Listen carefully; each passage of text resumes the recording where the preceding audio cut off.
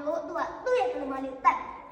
ပြီးတော့ဒီနောင်ထဲရပြီဒီမှာတည်းတဲ့သူ့ကြတော့ပုံတိုင်းရှေ့ကကလိုက်ရှေ့ကပုံတိုင်းအောင်ဆောင်ပြီးတော့သူ့တက်ပါနေသူမျိုးအဲ့ဒါကြီးကကြတော့အမိုင်းမိုင်းဒါတကယ်တော့ဘာလဲဆိုတာဖျားရှင်သူကဘယ်လိုလဲဆိုတော့မနက်ကြီးသူ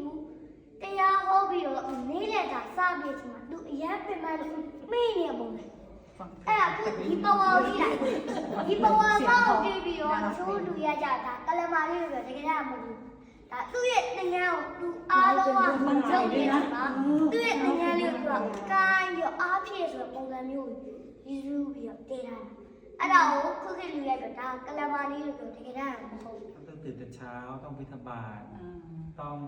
ถอนธรรมะแล้วก็ตอนเป็นเพลงก็ท่านก็จะต้องนอนแล้วผ้านี่เป็นผ้าที่ท่านเตรียมไว้คือผ้าที่วันไล่ไปเงี้ยเราตลอดท่านก็จะไว้ผ้าอย่างเงี้ยครับผม